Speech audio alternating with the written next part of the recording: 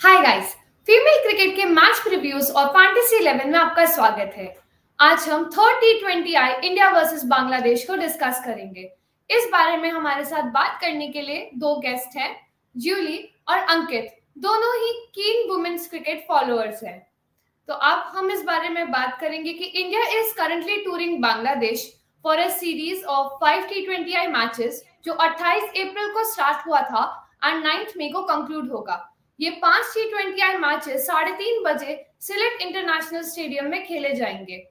ये सीरीज बहुत इंपॉर्टेंट है आने वाले T20I वर्ल्ड कप के नजरिए से, क्योंकि वो भी बांग्लादेश में ही होने वाला है और जुलाई अगस्त में जो एशिया कप होने वाला है उसके लिए भी प्रिपरेशन का ये काम कर सकता है। तो अब बात करते हैं थर्ड T20I की। तो उसमें अभी इंडिया इज लीडिंग विद 2-0। उन्होंने फर्स्ट T20I मैच बांग्लादेश के खिलाफ जीता था। सेकेंड T20I मैच का मैं अगर आपको रिकैप दूं तो बांग्लादेश ने बैटिंग चूज करी थी टॉस जीतकर। उन्होंने 119 का एक टोटल खड़ा किया था, उनकी पूरी टीम ऑल आउट हो गई थी। ये उनका एक फर्स्ट इनिंग्स का हाईएस्ट स्कोर है बांग्लादेश का, उनका ये रिकॉर्ड था। उसमें थोड़ी बांग्लादेश को कठिनाइयां सामना करनी पड़ी, उनका खास कोई पार्टनरशिप नहीं बनी, बस 32 रन की एक रितु मोनी और मुर्शिदा के खातून के बीच में बनी थी। और मुर्शिदा अपनी बांग्लादेश साइड की हाईएस्ट रन स्कोरर भी थी, उन्होंने 46 रन बनाए थे। बट बांग्लादेश वो एक अच्छा टोटल उनको बनाने में डिफिकल्टीज हो रही थी। राधा यादव ने इंडिया की तरफ से बेहतरीन गेंदबाजी करी, उन्होंने 3 विकेट लिए, राबिया खान, निगर सुल्ताना और मुर्शिदा खातून के रूप में। उन्होंने सिर्फ 19 रन दिए और ये एक 119 का टोटल उन्होंने रिस्ट्रिक्ट किया।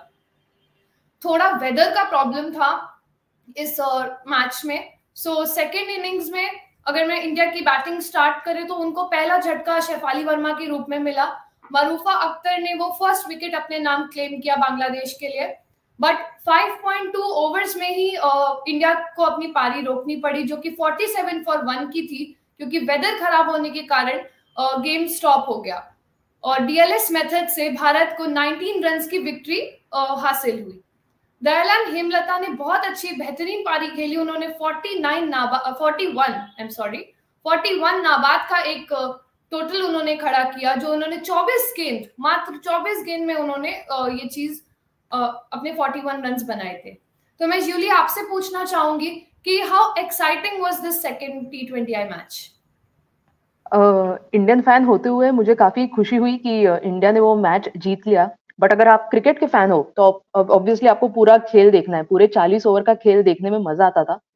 पर बारिश के चलते वो खेल काफी कम समय में ही वो रेस्ट्रिक्ट हो गया था और उसके बाद हमने देखा कि इंडिया ने काफी इजीली वो टोटल चेस भी करा था। तकरीबन आपने जैसे कि कहा 30-32 गेंदों में ही वो टोटल को अचीव कर लिया था। तो एज एन इंडियन फैन काफी खुशी हुई कि इंडिया ने पहले दोनों T20Is जीत लिया और काफी एक्सपेक्टेशन भी थी, क्योंकि मुझे याद है कि हमने जब ये डिस्कशन स्टार्ट करा था तब आपने प्रशस्ति हेड टू हेड रिकॉर्ड भी दिखाया था और तभी आपने दिखाया था कि 17 मैचेस खेले ये दोनों टीमों ने और उसमें से 14 इंडिया ने जीते हैं और 3 केवल बांग्लादेश ने। तो यही दिखाता है कि इंडिया ने हमेशा से डोमिनेट करा है बांग्लादेश को और ये सीरीज की शुरुआत में भी हमने देखा है कि इंडिया ने ही डोमिनेट करा है। फॉरेन कंडीशंस हालांकि है इंडिया के लिए, बांग्लादेश को टूर कर रहे हैं, पर इतने भी फॉरेन नहीं हम कहेंगे, क्योंकि नेबरिंग कंट्रीज है, हमारे पड़ोसी है बांग्लादेश, तो काफी सिमिलैरिटीज भी होगी इस कंडीशंस के अंदर। पर काफी एक्साइटेड हूं मैं कि ये दो रिजल्ट्स जो थे वो इंडिया के फेवर में गए। और खास बात ये लगी मुझे कि जो यंग प्लेयर्स है, हमने देखा राधा यादव, हालांकि उनके पास इंटरनेशनल एक्सपीरियंस भी है, बट काफी समय के बाद वो इंटरनेशनल टीम के अंदर भी कमबैक कर रही है। तो उन्होंने दोनों मैचेस के अंदर अच्छी गेंदबाजी करी। दोनों मैचेस के अंदर उन्होंने 19 रन ही दिए थे 4 ओवर्स में। पहले मैच में 1 विकेट लिया था उन्होंने और दूसरे मैच में 3 विकेट्स चटकाए थे। तो सबसे सक्सेसफुल गेंदबाज भी थी राधा यादव उस मैच के अंदर, तो ये देखने में मजा आया। श्रेयंका पाटिल की गेंदबाजी अच्छी थी, दीप्ति शर्मा एज यूजुअल बहुत बढ़िया गेंदबाजी करी थी। और अगर हम बैटिंग की भी बात करें तो दयालन हेमलता, जिन्होंने पहला T20I नहीं खेला था, उनको मौका नहीं मिला था प्लेइंग 11 के अंदर, पर उनको दूसरे T20I में जब मौका मिला तो आई थिंक उन्होंने वो अपॉर्चुनिटी दोनों हाथों से ग्रैब कर ली। नंबर 3 पे आई थी बल्लेबाजी करने के लिए, पहले ओवर में उनको मौका मिला क्योंकि शेफाली वर्मा गोल्डन डक पे आउट हुई थी। तो हम कह सकते हैं थोड़े प्रेशर में भी होंगी वो, क्योंकि क्लाउडी कंडीशंस थे। तो ऐसे कंडीशंस में बल्लेबाजी करना आसान नहीं होता, बॉल काफी स्विंग भी होता है, आसान नहीं होता किसी भी नए बल्लेबाज को शुरुआत से ही अटैक करना। पर दयालन हेमलता, जो उन्होंने WPL में अच्छा फॉर्म दिखाया था, मेरे ख्याल से वही फॉर्म उन्होंने कैरी फॉरवर्ड करा है और काफी आक्रामक बल्लेबाजी करी उन्होंने। जैसे कि आपने मेंशन करा, केवल 24 गेंदों में उन्होंने 41 रनों की आक्रामक पारी खेली। और अक्सर हम देखते हैं कि जब स्मृति मानधना बल्लेबाजी करती है किसी भी बल्लेबाज के साथ, तो यूजुअली सभी की नजरें स्मृति के ऊपर रहती है। पर जब दयालन हेमलता और स्मृति की पार्टनरशिप हो रही थी, तब I think Smriti Mandhana was just like a second fiddle. केवल 5 रन ही बना पाए, ज्यादा स्ट्राइक भी नहीं मिला उनको। पर दयालन हेमलता ने एक बेहतरीन डोमिनेटिंग पारी खेली, और आई थिंक आने वाले मैचेस में हम देखेंगे कि दयालन हेमलता को ही प्लेइंग 11 के अंदर जगह मिले भारतीय टीम के अंदर। जी, उन्होंने, हेमलता ने काफी अच्छा खेला, और इवन उन्होंने 2 साल बाद, if I am not wrong, उन्होंने 2 साल बाद इंटरनेशनल्स में अपना कमबैक दिया था इस सीरीज में। और WPL में भी देखे तो उनका उतना बेहतरीन स्कोर नहीं रहा था, बट एक 41 उन्होंने सिर्फ 24 गेंद में अपने आप को प्रूव किया इंटरनेशनल लेवल पे। That's what India actually wants. So काफी अच्छा उन्होंने खेला था। अब बात करते हैं थर्ड T20I की, जो कि 2 मई को होने वाला है 3:30 बजे सिलेट स्टेडियम में। इनका हेड टू हेड रिकॉर्ड, जो कि अब इंडिया 2 मैचेस अभी जीते हैं, तो उससे थोड़ा चेंज हुआ है। 19 मैचेस अब इन लोगों ने आपस में खेले हैं, जिसमें 16 में इंडिया ने अपने नाम वो विक्ट्री दर्ज करी है, और 3 बांग्लादेश ने जीती है। तो अंकित, मैं आपसे पूछना चाहूंगी कि ये हेड टू हेड कितना चेंज हो सकता है? क्या बांग्लादेश इस सीरीज में कमबैक कर सकता है, या फिर इंडिया 3-0 से ये सीरीज को अपने नाम कर सकता है?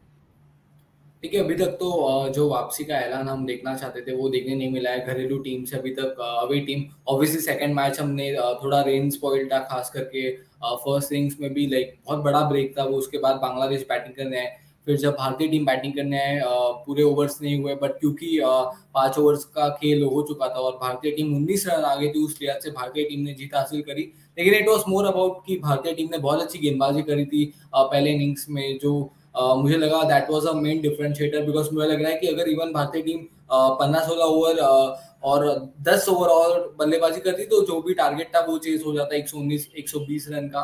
तो उस लिहाज से आई थिंक गेंदबाजी वो मेन डिफरेंशिएटर था। और अभी तक बांग्लादेश की बैटिंग बहुत साधारण रही है, और अगर आप रन से बनाओगे तो भले आपकी गेंदबाजी अच्छी रहे आप मैचेस हारोगे। जैसे पहले मैच में भी लगभग वही हुआ था, गेंदबाजी अच्छी थी लेकिन बैटिंग ने डिसअपॉइंट किया। सेकंड मैच में भी आई फेल्ट कि India bowling was the main difference. तो भारतीय टीम की तारीफ की, गेंदबाजी अच्छी की है। और दूसरे मैच में हेमलता का जो अंदाज था वो देख के अच्छा लगा, बिकॉज वापसी कर रही है भारतीय स्क्वाड में, and you want to prove yourself. जो क्योंकि पहले मैच में खेली नहीं थी, एंड दूसरे मैच में भी लाइक 24 गेंदे खेली, लगभग 40 रन बनाए, और 10-12 गेंद खेलती तो डेफिनेटली अर्धशतक भी उनका पूरा हो जाता।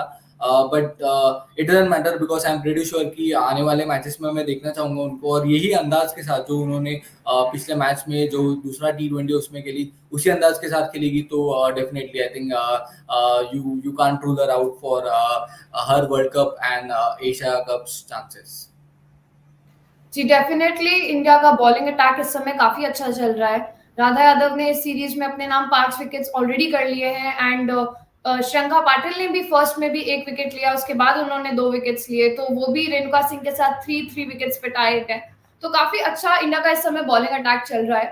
तो अब बात करते हैं कि नेक्स्ट थर्ड T20I में हम किनसे एक्सपेक्ट कर सकते हैं कि वो और अच्छा परफॉर्मेंस कर सके। तो राधा यादव डेफिनेटली मेरी फर्स्ट पिक होंगी।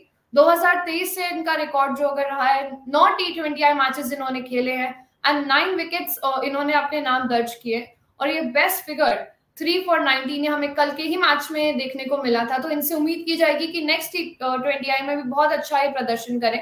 तो जूली, मैं आपसे पूछूंगी कि राधा यादव से क्या हो सकता है, मतलब वो 3 से वो 4 की ओर ग्रेजुअली बढ़ सकती है, क्योंकि एक सीरीज मिली हमें, 2 विकेट पहले मिली है, फिर 3 लिए, तो क्या 4 मिलेंगे, या फिर she will be just stable for 3 only?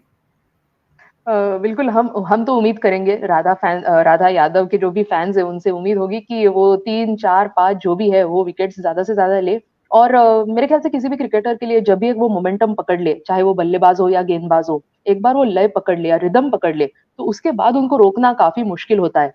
और मुझे यहाँ पे एक ही बात यहाँ पे एक मेंशन करनी है कि आपको याद होगा, मेरे ख्याल से 2020 और 22 के बीच Radha Yadav, I think she was on a spree, उन्होंने लगातार 26-27 T20Is के अंदर लगातार विकेट्स लिए थे उन्होंने।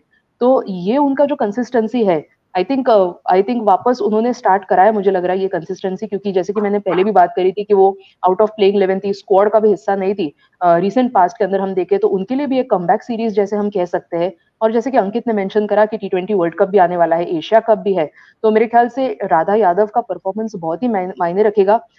हालांकि हम यहाँ पे उनके केवल गेंदबाजी के बारे में बात कर रहे हैं, पर उनकी अगर आप फील्डिंग भी देखें, आउटफील्ड के ऊपर जो भी वो फील्डिंग करती है, उनका जो एफर्ट रहता है, वो आराम से मेरे ख्याल से 10-12 रन तो बचा ही लेती है किसी भी मैच के अंदर। उनकी कैचिंग बढ़िया है, और अगर जब भी मौका मिले उनको, वो पिंच हिटर के रूप में भी लोअर ऑर्डर में बल्लेबाजी कर सकती है। तो एक 3 डायमेंशनल प्लेयर जिसकी हमेशा किसी भी टीम को खोज रहती है, वो राधा यादव है।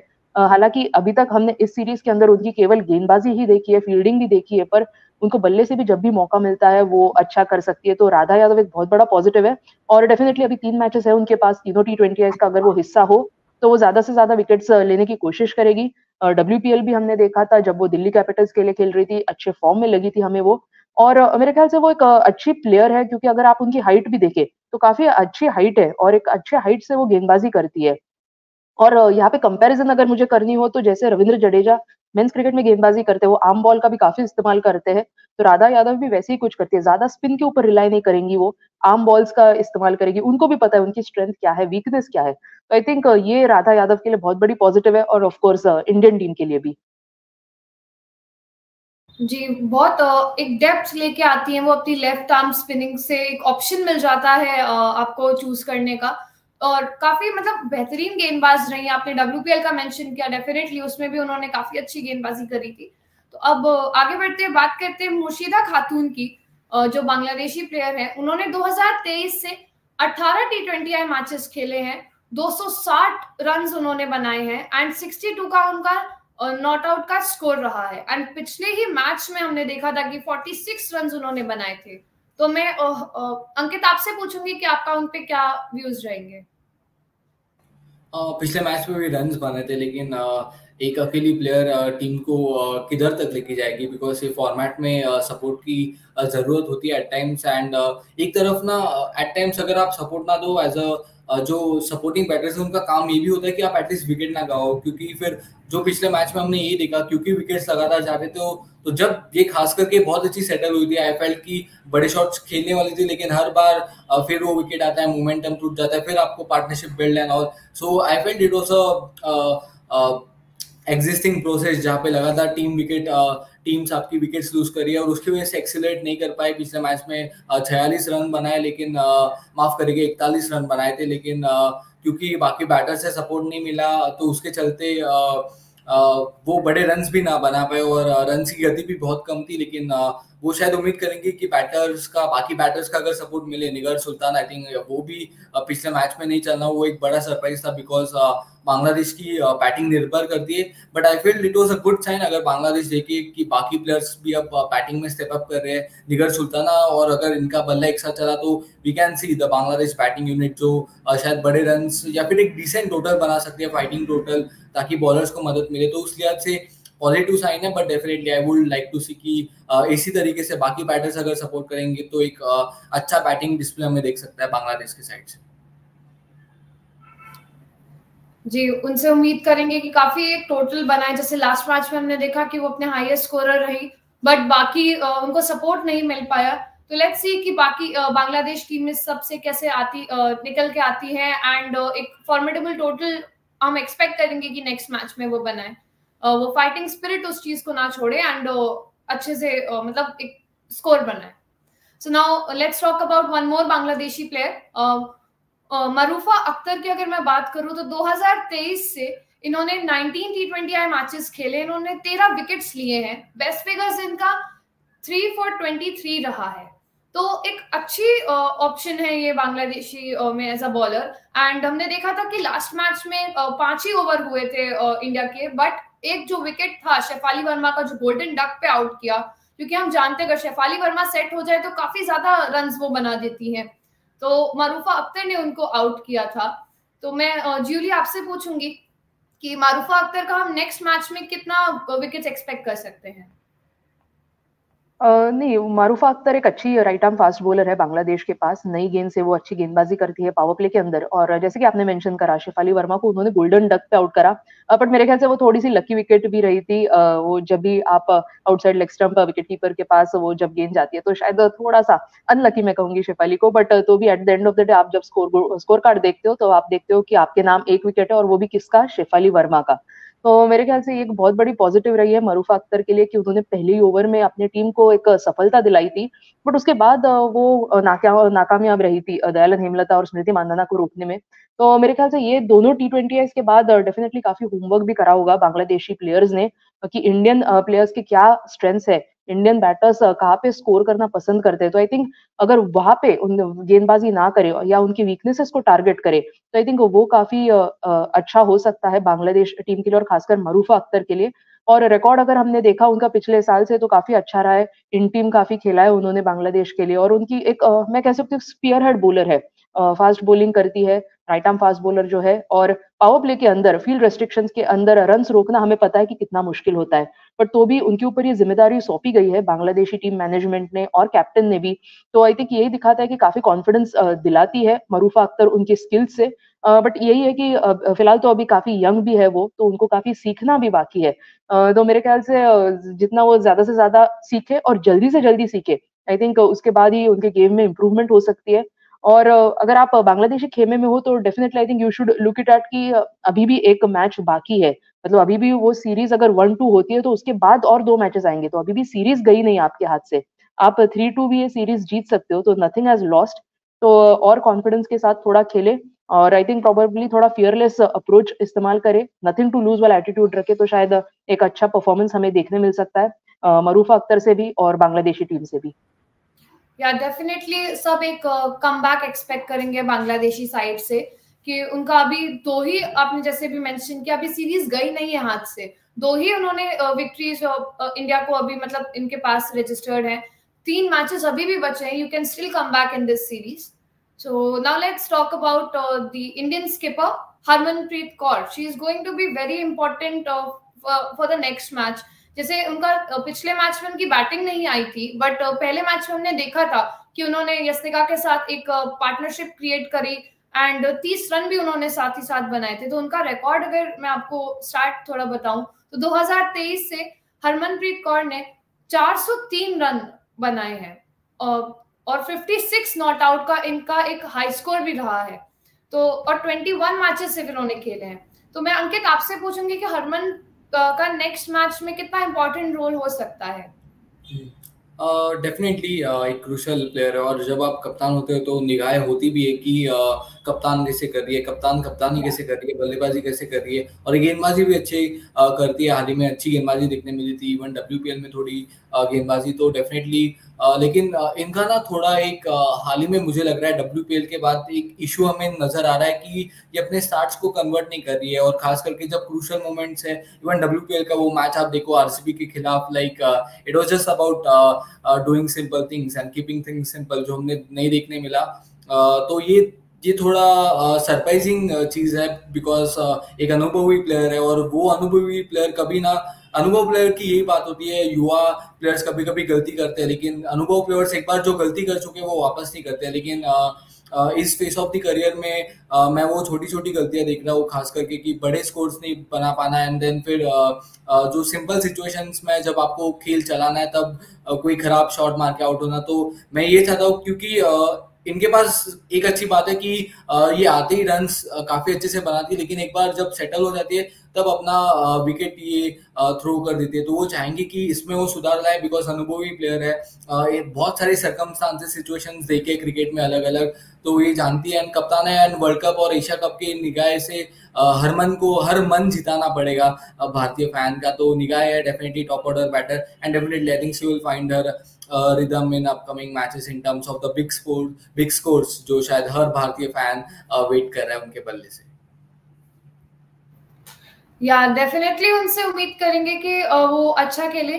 जैसे आपने WPL का मेंशन किया, हमने देखा है कि हाँ उन्होंने कुछ बॉल्स में उनके ज्यादा रन्स नहीं बना पाए थे, बट अगर हम आगे बात करें तो एक मैच और था उनका जिसमें उन्होंने 21 रन सिर्फ बनाए थे 20 गेंदों में, और फिर वो 95 नॉट आउट रही थी अगले 20 गेंदों में। तो काफी एक एक पेस हमें देखने को मिली कि हाँ थोड़ा स्टेबल थी स्टार्टिंग में कि रन्स नहीं बना रही, उसके बाद उन्होंने यूपी वॉरियर्स के खिलाफ एक बहुत अच्छी पारी खेली थी। तो मैं आगे बढ़ती हूँ, मैं बात करती हूँ की मैचअप्स की। तो फर्स्ट की मैचअप शोभना मोस्त्री का है, जो कि T20I में उनका 27 टाइम्स डिसमिसल रहा है और 23 बार ऐसा हुआ है कि वो 20 रन के अंदर ही आउट हुई हैं। तो इनको थोड़ा रन्स बनाने में, एक स्टेबिलिटी क्रिएट करने में शायद तकलीफ हो रही है। तो मैं जूली आपसे पूछूंगी कि शोभना नेक्स्ट मैच में कैसा परफॉर्म कर सकती हैं?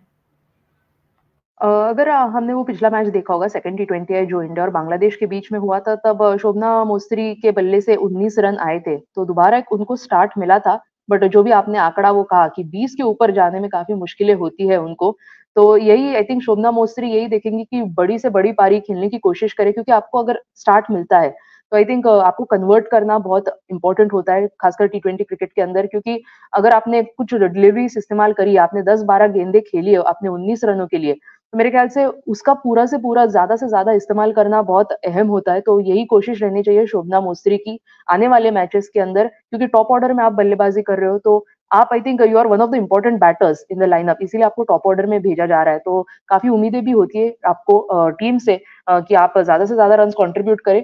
तो आई थिंक शोभना मोस्त्री का यही एटीट्यूड होना चाहिए कि अगर आपको स्टार्ट मिलती है तो आप बड़ा स्कोर करें और वो छोड़े नहीं स्टार्ट को, क्योंकि आपको पता है कि आपके बाकी जो बल्लेबाज है, अगर आप कप्तान निगर सुल्ताना को छोड़े या बाकी जो प्लेयर्स है, रितु मोनी ने भी पिछले मैच में अच्छा खेला था, मुर्शिदा तुन जिसकी हमने बात करी थी, ये 2-3 प्लेयर्स को अगर छोड़ के तो बाकी ज्यादा बल्लेबाज वहां पे कंट्रीब्यूट नहीं कर रहे। तो अगर आप एक बार फॉर्म में आ गए हो, आपके अगर बल्ले से रन आ गए, तो आप इंश्योर करें कि आप एंड तक रुके, आप पूरे 20 ओवर्स भी खेले तो कोई बात नहीं, क्योंकि आपके बाकी बल्लेबाज खेल नहीं रहे। तो इसीलिए आप ज्यादा से ज्यादा टाइम क्रीज पे बिताए और ज्यादा से ज्यादा रन कंट्रीब्यूट करें, ताकि आपका टीम स्कोर अच्छा हो। और अगर वाइस वर्सा अगर आप चेस कर रहे हो, तो अगर आपको स्टार्ट मिला है तो आप इंश्योर करें कि आप मैच जितवा ले, क्योंकि आप अगर बाकी प्लेयर्स के ऊपर डिपेंडेंट रहोगे या उनसे एक्सपेक्टेशंस रहोगे और अगर वो नहीं खेले, तो आपको एंड में लगेगा कि मुझे स्टार्ट मिली थी बट आखिर में मैं मैच को जिता नहीं पाई थी अपने टीम के लिए। तो आई थिंक उनके लिए यही इंपॉर्टेंट होगा कि स्टार्ट को कन्वर्ट करे बड़े स्कोर के अंदर। जी डेफिनेटली उनसे उम्मीद की जाएगी कि वो उस चीज को कन्वर्ट करें एंड ज्यादा से ज्यादा रन्स अपनी टीम के लिए स्कोर करें।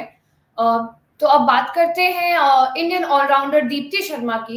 उनका T20I में एक रिकॉर्ड है, लाइक 116 उन्होंने विकेट्स ओवरऑल अपने नाम दर्ज किए हैं, जिसमें से 50 विकेट ओपनर्स के उन्होंने हासिल किए। नई गेंद से हमने उनको देखा है, बॉलिंग करती हैं, काफी इफेक्टिव रही है। मैं अंकित आपसे पूछूंगी कि दीप्ति का इस स्टार्ट पे आपका क्या विचार होगा?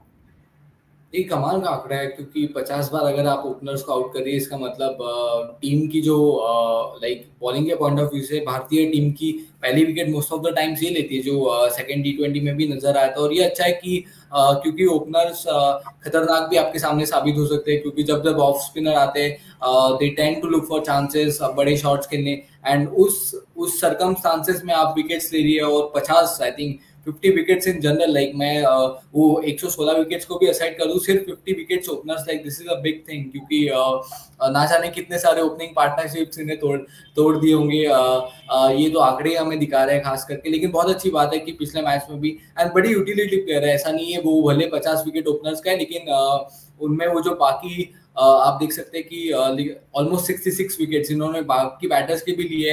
एंड हमने देखा है कि यंगस्टर्स लाइक ऐसा लग रहा है कि हाल ही में ही तो ये इंडियन क्रिकेट खेलने आई थी, लेकिन 116 विकेट है एंड बल्लेबाज के साथ भी उनका कमाल के आंकड़े हैं। Like so it is nice to see a youngster that has grown, and अभी एक एक्सपीरियंस यंगस्टर बन गई। और भारतीय टीम की रीढ़ की हड्डी है, लाइक बैटिंग भी अच्छी करती है काफी, एंड बॉलिंग में भी यूटिलिटी प्लेयर, स्लॉट ओवर्स में भी काफी अच्छी गेंदबाजी करती है। तो एक कंप्लीट पैकेज है जो भारतीय team, I think we should consider ourselves lucky कि एक ऐसी ऑलराउंडर हमें मिली है जो हमें लॉन्ग टर्म जाके बहुत अच्छे है। She will grow as a cricketer and I am pretty sure she will win so many matches for team India.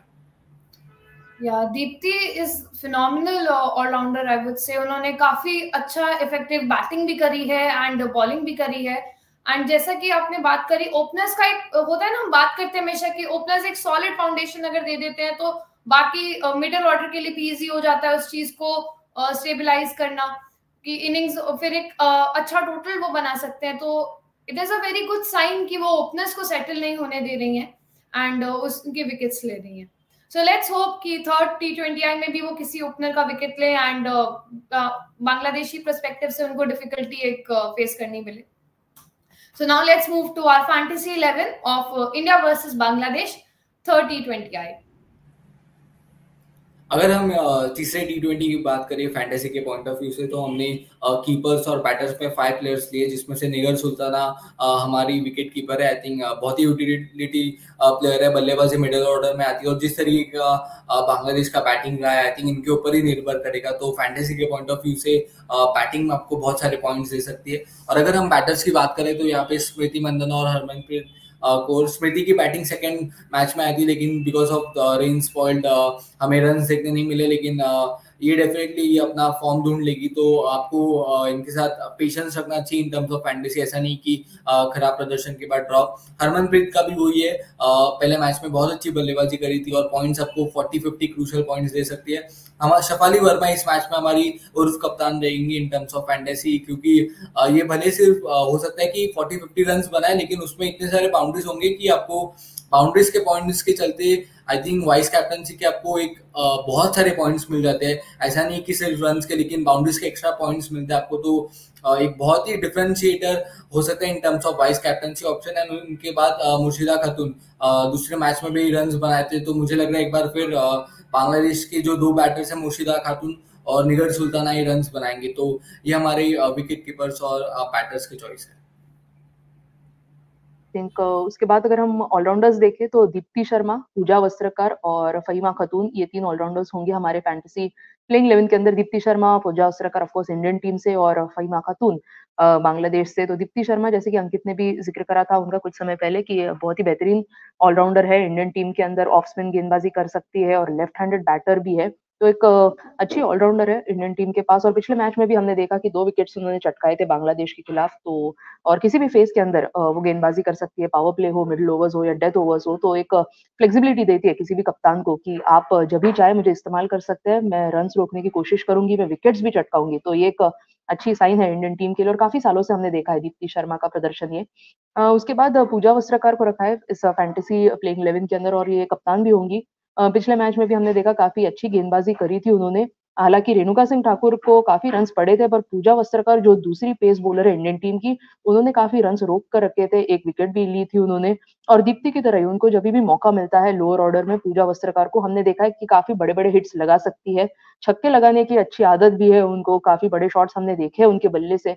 Test cricket में भी हमने देखा था, वनडे हो या T20, वहां पे भी वो आक्रामक बल्लेबाजी कर सकती है. और उसके बाद तीसरी ऑलराउंडर इस टीम के अंदर होंगी फहीमा खातून, जो एक लेग स्पिनर है और बल्लेबाजी भी करती है. तो बांग्लादेश के लिए एक अच्छी ऑलराउंडर है ये. हालांकि इतना जो उम्मीद थी उनसे अभी तक उतना अच्छा प्रदर्शन आया नहीं है उनकी तरफ से, बट और 3 मैचेस बाकी है. तो उम्मीद रहेगी कि वो ज्यादा से ज्यादा कंट्रीब्यूट करे, क्योंकि एक ऑलराउंडर हो तो आपको दोनों डिपार्टमेंट्स में कंट्रीब्यूट करने का मौका मिलता है. तो यही उनकी अपेक्षा होगी उनसे, मेरे ख्याल से, कि अपॉर्चुनिटी को ग्रैब करे और बेहतरीन प्रदर्शन देने की कोशिश करे. जी, अब मैं अगर बॉलर्स की बात करूं तो मैंने 2 इंडियन बॉलर्स रेणुका सिंह ठाकुर और राधा यादव को लिया है. रेणुका ने फर्स्ट मैच में ही 3 विकेट्स लिए थे, उनको प्लेयर ऑफ द मैच भी मिला था. वो राइट आर्म फास्ट बॉलर है इंडिया की, तो उनसे उम्मीद करेंगे कि नेक्स्ट मैच में वो एक कमबैक कर सके. जैसे सेकंड T20I में उन्होंने कोई विकेट नहीं लिया था, बट नेक्स्ट में उनसे उम्मीद की जा सकती है कि वो वापस से अपने फॉर्म में आए एंड फिर से कुछ अच्छे विकेट्स इंडिया के लिए लें. और दूसरा मैं बात करूंगी राधा यादव की. उनका तो बहुत अच्छा फॉर्म चल रहा है. फर्स्ट में उन्होंने 2 विकेट्स लिए, फिर सेकंड में उन्होंने 3 विकेट्स अपने नाम किए हैं. तो इस समय काफी बेहतरीन फॉर्म में है वो. तो थर्ड अगर है तो बांग्लादेशी जो बॉलर है right arm fast bowler Marufa Akhtar, जिनकी अभी हमने इसी चार्ट में बात करी थी, तो उनसे उम्मीद की जाएगी कि वो भी बेहतर से बेहतर विकेट्स लें. So guys, this was our fantasy 11. So now let's move to our fun segment. तो फन सेगमेंट, जैसा कि आपको मालूम है, मैं आपको एक हिंट दूंगी, देन आपको वो प्लेयर गेस करना होगा. सो जूली, आपसे शुरुआत करते हैं. ओके ओके जी. सो आपका फर्स्ट हिंट ये है कि she has hit a 6 on the first ball of her debut match in WPL. Yes, काफी अच्छा सवाल है. और मैं खुश हूँ कि मुझे इसका जवाब पता है, तो फैंस को लगेगा अरे यार किसको बुला दिया, ये गेस्ट को कुछ पता ही नहीं वुमेन्स क्रिकेट के बारे में। तो उसका नाम है एस सजना, मुंबई इंडियंस के लिए। उन्होंने पहली बॉल पे आते ही वो छक्का लगाया था। मुझे याद है मुंबई इंडियंस को कुछ 5 रन मेरे ख्याल से जरूरत थी दिल्ली कैपिटल्स के खिलाफ। मैगलानी को उम्मीद थी वो मैच जीत जाएंगे, सभी को उम्मीद थी कि दिल्ली कैपिटल्स मैच जीत जाएंगे, पर नहीं, एस सजना आए। पहले बॉल पे उन्होंने जो बेहतरीन छक्का लगाया, आई थिंक उसके बाद उन्होंने दिल तो जीत लिया और मैच भी जीत लिया मुंबई इंडियंस के लिए। जी, उनका वो फर्स्ट था बॉल जो उन्होंने WPL में फेस किया एंड उनका डेब्यू मैच था, तो काफी अच्छा उनका प्रदर्शन रहा। और एक और फैक्ट है, इवन जो उन्होंने फर्स्ट बॉल भी अपनी WPL में बॉल करी थी, तो वो भी उनको विकेट मिला था। तो फर्स्ट बॉल पे 6 और फर्स्ट बॉल जो उन्होंने डिलीवर करी उस पे विकेट। सो आई फील कि that's a best debut one can expect. So now let's move to Ankit. आपका हिंट मैं आपको बताना चाहूंगी। आपका हिंट है कि she has won both the ICC Under-19 World Cup, T20I World Cup and WPL as well. I think WPL में like 2 ही सीजन हुए, तो पहले सीजन में तो मुंबई इंडियंस में I don't remember any player as such जिन्होंने जो Under-19 का भी हिस्सा थी। तो उस लिहाज से आरसीबी की बात करूँ तो ऋचा घोष वैसे हाल ही में she was part of the winning team of RCB and obviously Under-19 में भी। तो मेरा केस रहेगा कि Richa Ghosh can be one of those players जिन्होंने कारनामा किए। जी, यू आर एब्सोल्युटली राइट। उन्होंने 2023 का T20 वर्ल्ड कप जो हुआ था वो उन्होंने जीता था, और हाल ही में हुआ अभी जो WPL था आरसीबी की फर्स्ट विक्ट्री 2024 की, तो वो उन्होंने अपने नाम करी थी।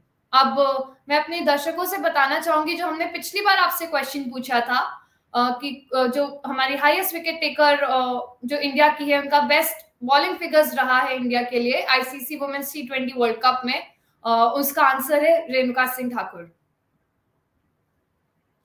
और मैं आप लोगों से इवन फिर इसके बाद मैं बात करना चाहती हूँ कुछ प्रिडिक्शंस की। सो जूली, मैं आपसे शुरुआत करती हूँ। क्या बांग्लादेश से हम वो कमबैक एक्सपेक्ट कर सकते हैं नेक्स्ट मैच में?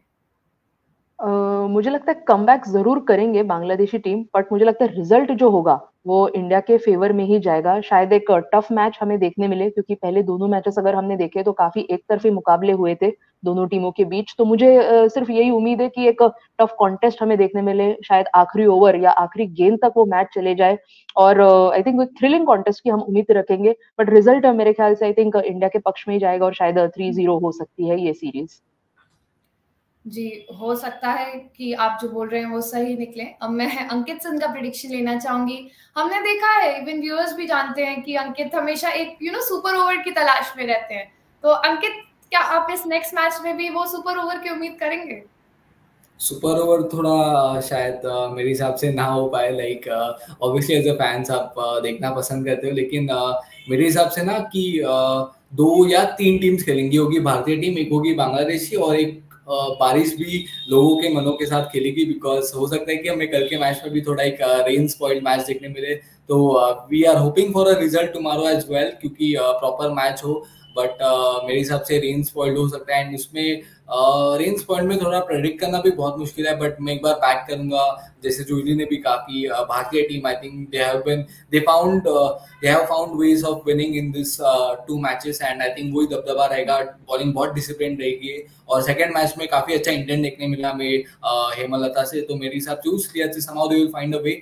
बट बिकॉज मे भी हो सकता है कि बारिश, क्या पता, घरेलू टीम को साथ दे दे in some or other way, and they might win. So we are hoping for a close game, and we are hoping as well कि बारिश कोई खेल ना खेले हमारे साथ। जी, सब विभिन्न फैंस को भी उम्मीद रहेगी कि, और प्लेयर्स को भी, कि वेदर की वजह से वो मैच ना इंटरेस्टिंग बने एंड उनके गेम से ज्यादा इंटरेस्टिंग बने। सो गाइज, मैं आप लोगों से भी रिक्वेस्ट करूंगी, जितने व्यूअर्स हैं हमारे, प्लीज आप भी कमेंट सेक्शन में हमें बताइए कि नेक्स्ट मैच में India versus Bangladesh 3rd T20I कौन परफॉर्म कर सकता है। इंडिया क्या 3-0 से ये विक्ट्री अपने सीरीज अपने नाम कर सकती है, फिर बांग्लादेश का एक कमबैक हमें मिल सकता है। And please don't forget to like, share and subscribe to Female Cricket and hit that bell icon. Please, that's important, ताकि आप हमारे उस चैनल से ट्यून रहें, आपको सारी अपडेट्स मिलती रहें। And link in description box, वो लिंक हमारी वेबसाइट का है, वो विजिट आप करके सारे daily update articles, post related articles, player profiles आप विजिट कर सकते हैं। हम आने वाले सारे T20I matches India versus Bangladesh cover करेंगे एंड साथ ही साथ हम पाकिस्तान वेस्ट इंडीज की जो T20I सीरीज चल रही है उसको भी अपने चैनल पे कवर करते हैं and T20 world cup qualifier जो कि UAE में हो रहा है उसको भी हम कवर करते हैं। तो please do check out those videos and thank you guest for joining and thank you guys for watching.